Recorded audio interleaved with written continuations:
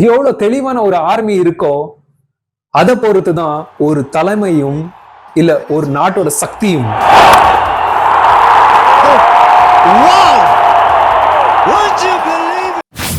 Cinema cinema cinema. இந்த வாரம் என்ன நடந்துட்டு இருக்குன்னு எல்லாருக்கும் தெரியும். ஒரு பக்கம் பராசக்தி, இன்னொரு பக்கம் ஜனநாயகன். ஜனநாயகன் ரிலீஸ் டேட் தள்ளி போயிடுச்சு, எல்லாருக்கும் தெரியும். ஒரு பையன் ஒரு வீடியோ கிளிப்ல என் தலைவனோட படம் ரிலீஸ் ஆகலன்னா இதே ரோஹிணி தியேட்டர் மேல நின்னு கட்சி கொடிய காமிச்சு எகிரி குதிச்சுடுவோம்னு சொல்றான். ஆதரவு தெரிவிக்கலாம். அதுக்கு இந்த மாதிரியா? அந்த பையனோட வயசு ஒரு 20-25 தான் இருக்கும். அவ்வளவு சின்ன பையன். உலகமே பார்த்துக்கிட்டு இருக்கு.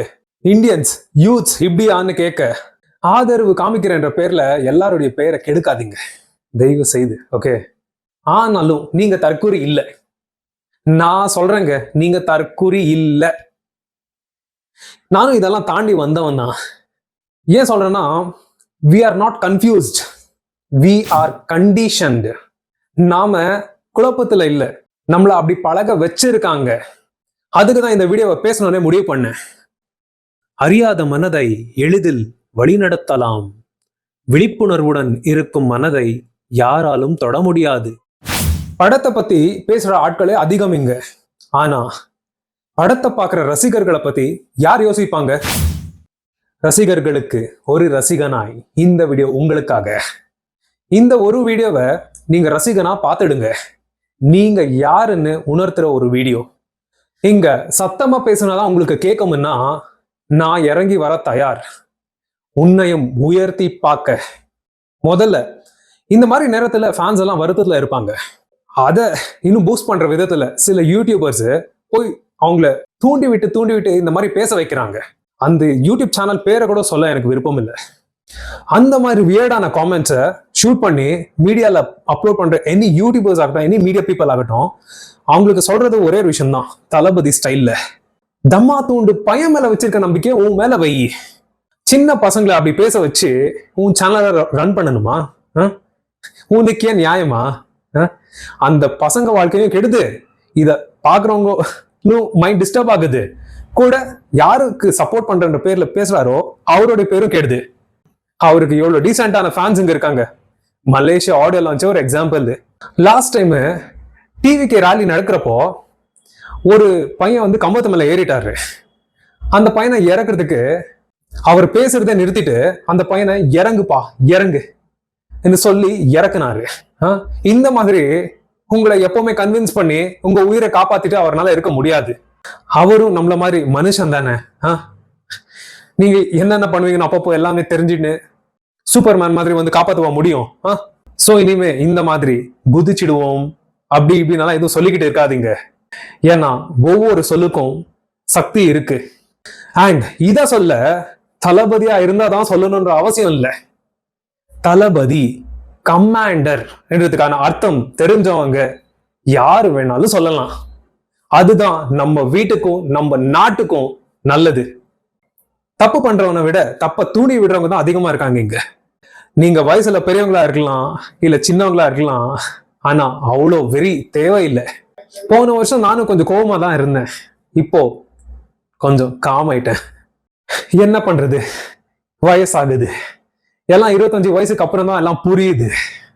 அதிகம் நாட்கள் இல்லை நண்பா, இன்னும் சில நாட்கள் தான்.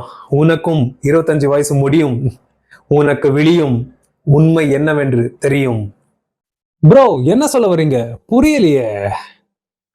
நான் வர்றதுக்கு எந்த கூட்டத்தையும் கூட்ட தேவையில்லை, எந்த பதவியும் தேவையில்லை. நீங்க முழிச்சா மட்டும் போதும். அப்படி ஞானம் விஸ்டம் உங்களுக்குள்ள இருக்க அந்த விஸ்டம் சொல்லுது. So wake up. இன்னைக்கு சத்தம் கேட்கலாம், ஆனா நடைமுறைக்கு சத்தம் போடுறதால எல்லாம் வெற்றி வந்துடாது.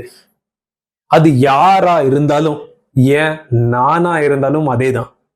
அதே மாதிரி ஜனநாயகன் படம் ரிலீஸ் ஆகாம இருக்காது. படம் ரிலீஸ் பண்ணி தான் ஆகணும். Hello guys, this is Vivek, designer. I'm here just to make you think.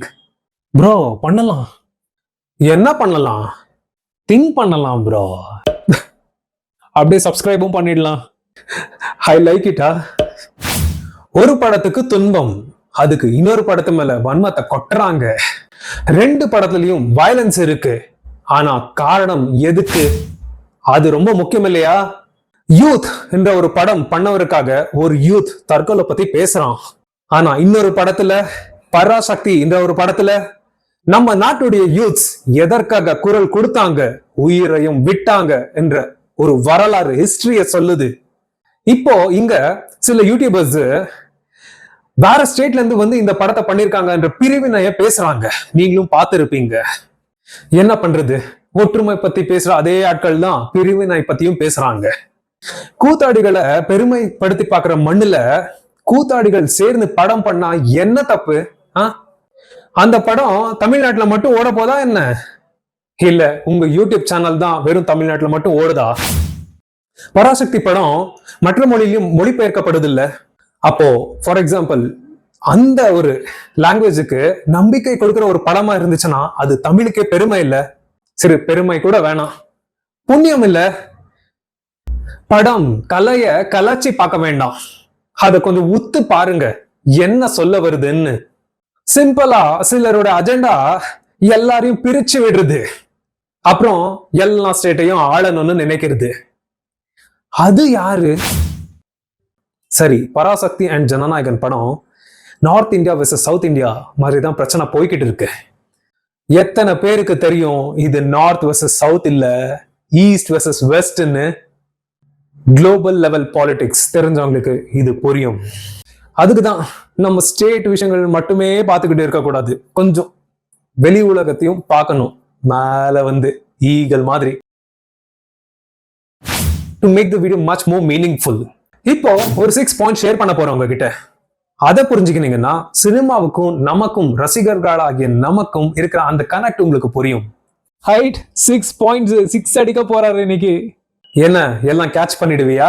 உள்ளுக்குள்ள இது கேட் இல்ல, கேட்ச் பிடிக்கதான் லோட் ஆகிக்கிட்டே இருக்கு. சரி, பிடிச்சிடுவியான்னு பார்க்கலாம்.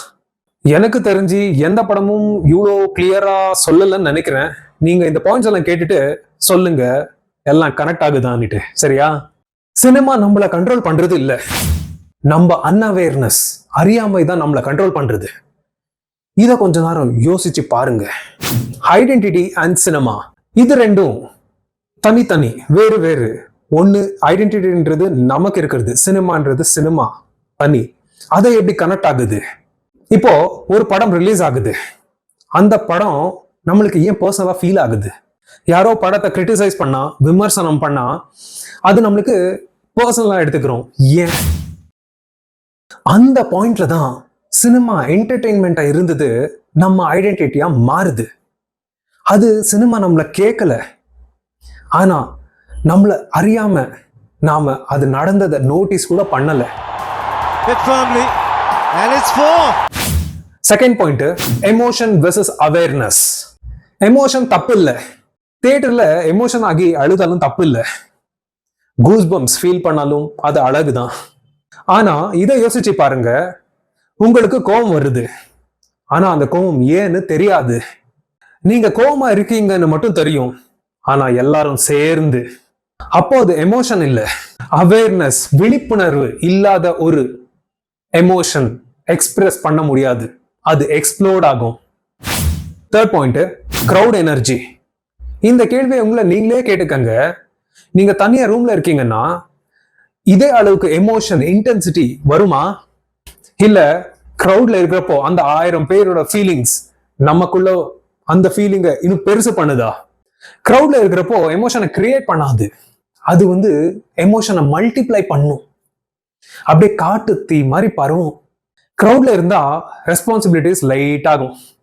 அப்போ நமக்கு அந்த வெக்கம், நம்மளுடைய வலிகள் எல்லாம் மறந்து போயிடுவோம். ஏன்னா அந்த எமோஷனை எல்லாரும் ஷேர் பண்றோம். இது கெட்டது இல்லை, ஆனா அதுதான் சைக்காலஜி, உளவியல். Fourth point, conditioning and repetition. Cinema நம்மள ஒரு படத்துல கண்ட்ரோல் பண்றது இல்லை, அது ரிப்பீட்டேஷன் மூலியமா.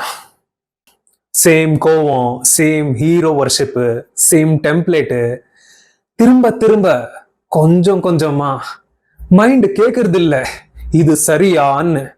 அப்போ மைண்ட் சொல்றது என்னன்னா, இது எப்பவும் நடக்கிறது தானே, ஃபெமிலியரா ஆயிடும், நம்மளுக்கு பழகிடுவோம்.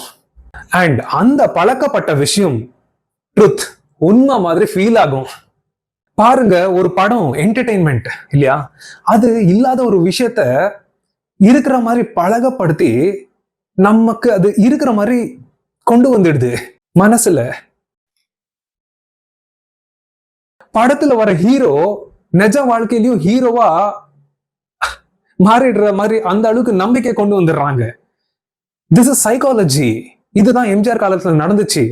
So we have to be clear எது என்டர்டெயின்மெண்ட் எது நிஜ வாழ்க்கைன்னுட்டு இல்லையா. அந்த டிரான்சிஷன் நம்ம கவனிக்கிறது இல்லை. இதுவும் psychology. 5th point, heroes worship. ஹீரோஸை நம்ம ஒரு வழிபாடாவே அவங்க செலிப்ரேட் பண்ணிட்டு வரோம்.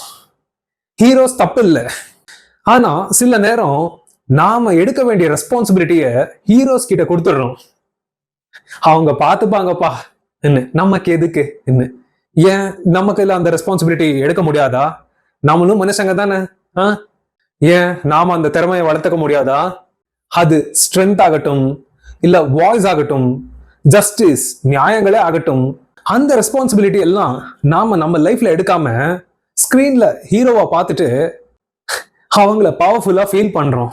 அப்போ ஹீரோவை கேள்வி கேட்டா நம்மளையே கேள்வி கேட்ட மாதிரி நம்ம ஃபீல் பண்றோம். இப்ப புரியுதா நமக்கு எதுக்கு கோவம் வருதுன்னு?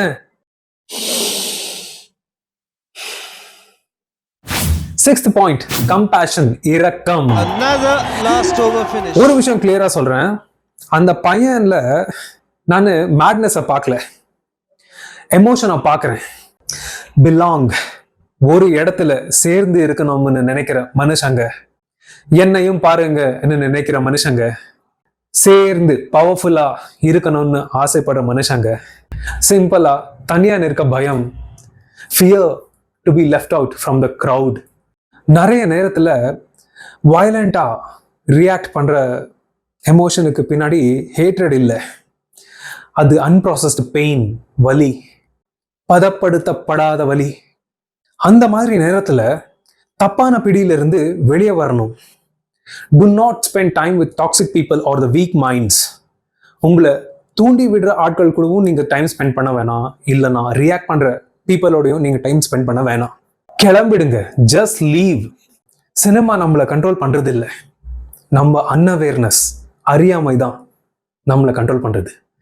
அவேர்னஸ், விழிப்புணர்வுன்னா சினிமாவை லவ் பண்ணக்கூடாதுன்னு இல்லை, ஹீரோஸை செலிப்ரேட் பண்ணக்கூடாதுன்னு இல்லை, பேஷனை கில் பண்ண சொல்லலை. ஒரே ரிக்வெஸ்ட் மட்டும், ரியாக்ட் பண்றதுக்கு முன்னாடி நம்ம உள்ளுக்குள்ள என்ன நடக்குதுன்னு கொஞ்சம் நோட்டீஸ் பண்ணலாமா? அதுதான் உங்களுக்கும் நல்லது, சினிமாவுக்கும் நல்லது.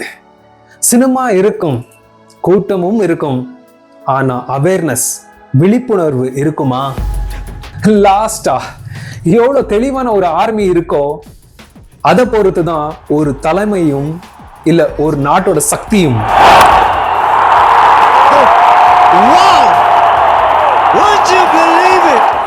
வாங்க, நமக்கு தேவையான விழிப்புணர்வை ரசிகர்களுக்கு தான் கொடுக்கணும், நம்பிக்கையோடு.